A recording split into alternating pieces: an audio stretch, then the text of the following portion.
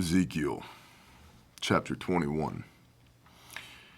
And the word of Yahweh came to me, saying, Son of man, set your face towards Jerusalem and drop word against the set-apart places, and prophesy against the land of Israel. And you shall say to the land of Israel, Thus said Yahweh, See, I am against you, and I shall draw my sword out of its sheath, and cut off from you the righteous and the wrong. It reminds me of in Exodus 32 when Moshe comes down off the mountain and finds Aaron with the golden calf, and Moshe says to the Levites, go throughout the camp north to south, east to west, and slay every man who has bent the knee to Baal. False worship. And you see that, set your face toward Jerusalem and drop word against the set-apart places. There's only one set-apart place, the temple in Jerusalem. Set-apart place says, plural, to me indicates they're places of false worship, which is why Israel got smoked by the Levites in the wilderness, and is why Yah is bringing his sword out now. Because I shall cut off from you the righteous and the wrong. Therefore my sword shall go out of its sheath against all flesh from south to north. And all flesh shall know that I, Yahweh, have drawn my sword out of its sheath, not to turn back again. And you, son of man, sigh with a breaking of loins, and sigh with bitterness before their eyes. And it shall be, when they say to you, Why are you sighing? That you shall say, Because of the report that is coming, and every heart shall melt, and all hands shall go limp, and every spirit become faint, and all knees be weak as water. See, it is coming, and it shall be, declares the Master Yahweh. Judgment for unrighteousness. See, it is coming, and it shall be. My God would never do that.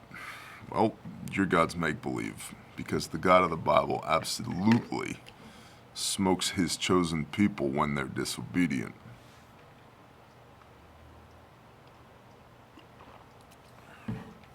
And the word of Yahweh came to me, saying, Son of man, prophesy, and you shall say, Thus said Yahweh, See, a sword is sharpened and also polished. It is sharpened to make us slaughter. It is polished to flash like lightning. Or shall we rejoice? My son, you have despised the rod, every stick. And he, Yahweh, has given it to be polished, to be taken by the hand. This sword is sharpened and polished, to be given into the hand of the killer. Cry and wail, son of man, for it shall be on my people, on all the leaders of Israel. They shall be delivered to the sword together with my people. Therefore, strike your thigh. For it is a trier, and what if it even despises the rod? Shall it not be, declares the Master Yahweh? My son, you have despised the rod, every stick. Verse 10. There's this imagery in Revelation chapter 19, verse 11, of Yeshua when he returns on the white horse. I believe most people won't recognize Yeshua when he returns, because he won't be lawless as what is taught in the Christian church, and he won't be a really nice guy as what is taught in the Christian church. Biblically, he is a king upon a war horse. And yes, I've read every word of the New Testament, including all of Revelation on camera, so you can go back and check that out if you so desire. Excuse me, it's very early here, and I'm mostly awake. But there's this image in Revelation 19 of Yeshua, and there's a quote from the Old Testament, and he shall shepherd them with a rod of iron.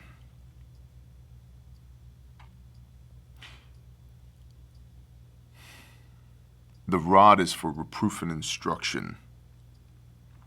We see here in 21:10, Ezekiel 21:10, My son, have you despised the rod, every stick? Yah attempted to shepherd you, but you rejected it. And so now, it's the sword. The sword for who? The leaders. Cry and wail, son of man, for it shall be on my people, on all the leaders of Israel. James chapter 3. My brothers, let not many amongst you be teachers, leaders, for you shall be held to a higher standard, a higher level of judgment.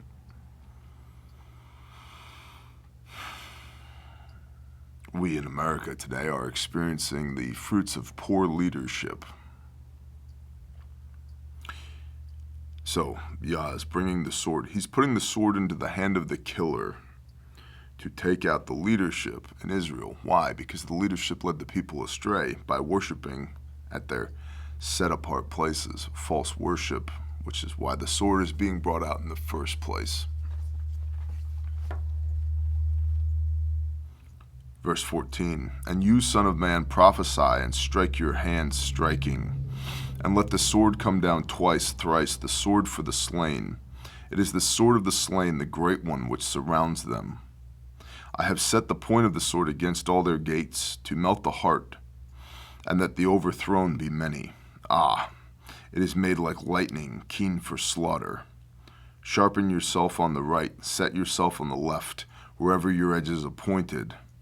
And I too, I shall strike my hands together and cause my wrath to rest. I, Yahweh, have spoken. And the word of Yahweh came to me again, saying, and you, son of man, and you see the son of man over and over again. Yeshua refers to himself as son of man and also son of Adam. Why son of man? It goes all the way back to Genesis 6, verse 4. The Nephilim, corrupted flesh, the watchers, the fallen angels who came to the earth and copulated with the daughters of men and polluted the flesh, the race. The race of humanity. That's why there was a great flood to remove all corrupted flesh from the face of the earth. And Noach was found righteous in his generations.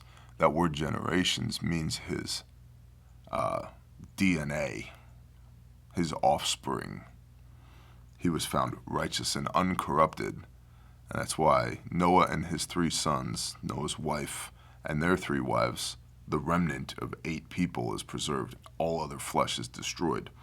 And so, son of man, Yahuwah is talking to Ezekiel, who has a clean bloodline, not talking to or through somebody else who doesn't.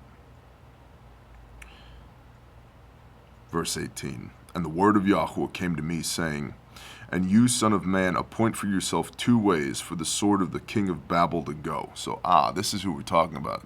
The king of the Babylonians, the killer. This is who Yahuwah is entrusting with this authority to go in and smite the leaders of Israel because of their wicked ways. And you, son of man, appoint for yourself 2 ways for the sword of the king of Babel to go, both of them coming from one land. And place a signpost, put it at the head of the way of the city. Appoint a way for the sword to go to Rabbah of the Ammonites, and to Judah, into the walled Jerusalem. For the king of Babel shall stand at the parting of the way, at the fork of the 2 ways, to practice divination. He shall shake the arrows, he shall ask the household idols, he shall look at the liver.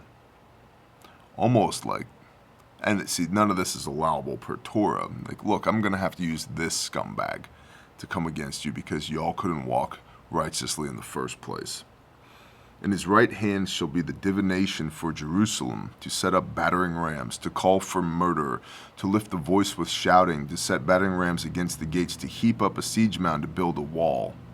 And it shall be to them as a false divination in the eyes of those who have sworn oaths to them. But he is bringing their crookedness to remembrance, so that they are taken. Now, Deuteronomy 18.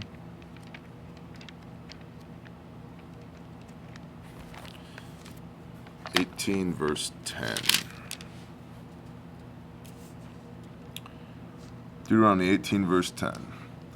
Let no one be found among you who makes his son or daughter pass through the fire, Molech, or one who practices divination, or a user of magic, or one who interprets omens, or a sorcerer, or one who conjures spells, or a medium, or a spiritist, or one who calls up the dead. For whoever does these is an abomination to Yahweh. And because of these abominations, Yahweh your Elohim drives them, the people who are in the land of Canaan, out from before you. Be perfect before Yahweh your Elohim, for these nations whom you are possessing do listen to those using magic and to diviners. But as for you, Yahweh your Elohim has not appointed such for you. And of course the next verse, Yahweh your Elohim shall raise up for you a prophet like me from your midst, from your brothers. Listen to him.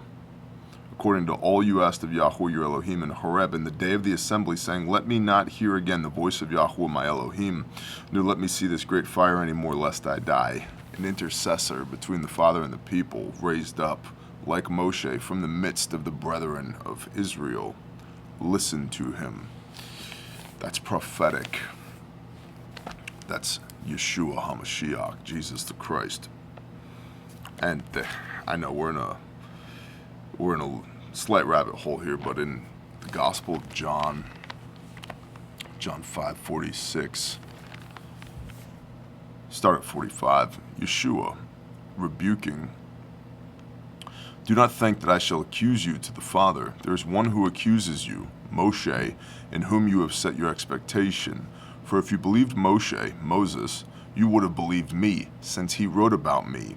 But if you do not believe his writings, how shall you believe my words? There's an implication there for us as well. If you don't believe Moses, how are you supposed to believe the words of Yeshua? Well, that's not what I was taught. That's what the Bible says. That's what Yeshua said out of his own mouth. But if you do not believe the writings of Moshe, how shall you believe my words?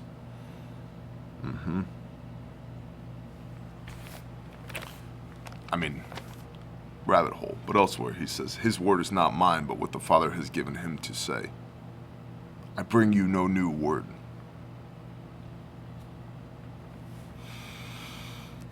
Back to the king of Babylon. Ezekiel 21, verse 22, And his right hand shall be divination for Jerusalem, to set up battering rams, to call for murder, to lift the voice with shouting, to set battering rams against the gates, to heap up a siege mound, to build a wall. And it shall be to them as a false divination in the eyes of those who have sworn oaths to them. But he is bringing their crookedness to remembrance, so that they are taken. Therefore thus said the Master Yahweh, because you have made your crookedness to be remembered, and that your transgressions are uncovered, so that your sins are seen in all your deeds. Because you have been remembered, you are taken by hand. Doesn't Yeshua say, all things done in darkness shall come to the light? You reap what you sow. You sowed some BS, and now you're reaping it. Oh, and congratulations. He who is performing the harvest is this king of Babylon. And to you, O profane, wrong one, leader of Israel, whose day has come, in the time of the crookedness of the end, thus said the Master Yahweh, remove the turban, and take off the crown. This shall not remain. Exalt the humble, and humble the exalted. The first shall be last, and the last shall be first. Where have we heard that before?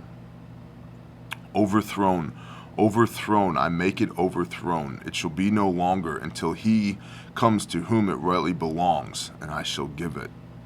And you, son of man, Ezekiel, prophesy and say, Thus said the Master Yahweh concerning the Ammonites and concerning their reproach.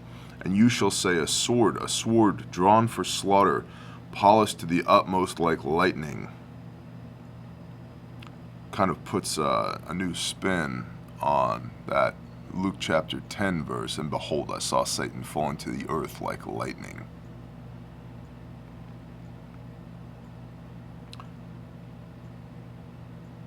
Thus said the Master Yahweh concerning the Ammonites and concerning their reproach, and you shall say, a sword drawn for slaughter, polished to the utmost like lightning, while they see false visions for you, while they divine a lie to you, to put you on the necks of the profaned ones, the wrong ones whose day has come, and the time of the crookedness of the end. Return it to its sheath. In the place where you were created, in the land of your origin, I shall judge you. I shall pour out my displeasure on you, blow against you with the fire of my wrath, and shall give you into the hands of beastly men, skilled to destroy. You are to be fuel for the fire, your blood to be in the midst of the land. You are not to be remembered, for I, Yahweh, have spoken.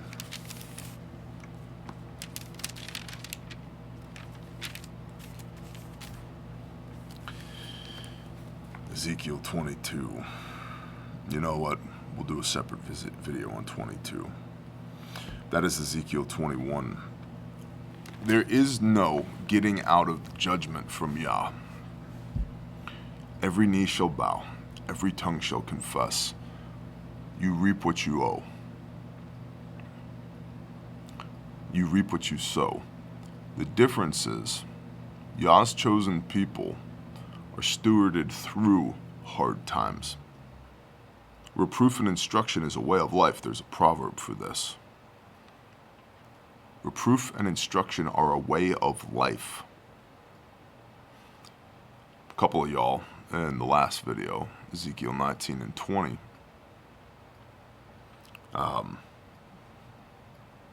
had some pushback, if you will, counter arguments to my belief biblically that there is no pre-trib, mid-trib rapture.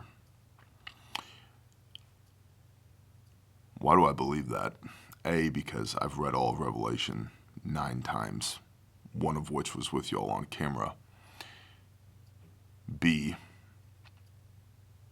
because even though it says, and we shall be gathered up to him, to Yeshua, the manner in which that happens, that's after the Great Tribulation, that's after the plagues and the diseases and the war and the famine. And it's in a moment, momentarily, and then, newsflash, we return to earth.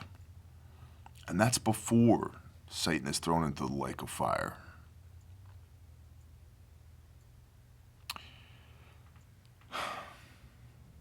Yahuwah loves his people, but he also lets us suffer the ramification of our choices. And he loves us through hard times. He does not remove us from hard times biblically. Proof text, one of many here in Ezekiel 21.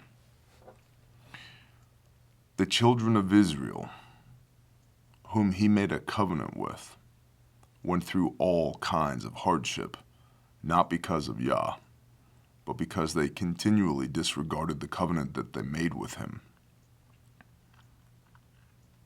And if you look at all the things that they've done that made Yah mad, you can't tell me that we as air quote believers in Messiah today, as the body, aren't doing the exact same things today. We are. And judgment is coming. And behold, I saw he who sat upon the pale horse, the white horse, and he was trustworthy and true, and in righteousness he judges and makes war, and his eyes were a flame of fire. Yeah. I fear that most are not going to recognize Yeshua when he returns. That he'll be rejected again, and this time it won't be the Pharisees and the Sadducees and the scribes and the high priest that reject him. But it'll be those who believed the fairy tale of lawlessness. And I hate that, because reproof and instruction is a way of life, and there will be judgment. But for those, the saints, the set-apart ones, there'll be judgment all around us, and it'll be chaos. But somehow, literally miraculously, we'll be okay. That's what Yah does biblically. And those saints, here is the endurance of the saints, Revelation Book of Revelation 12:17, 14 verse 12, I believe. 2 witnesses. Here is the endurance of the saints, those that have a testimony of Yeshua HaMashiach and keep the commands. And lastly, Revelation 22, Messiah speaking, behold, I come swiftly to reward each man according to his works. I'm the Aleph and the Tav, the beginning and the end, the first and the last. Ezekiel 21. I hope you all have a blessed day. Shalom.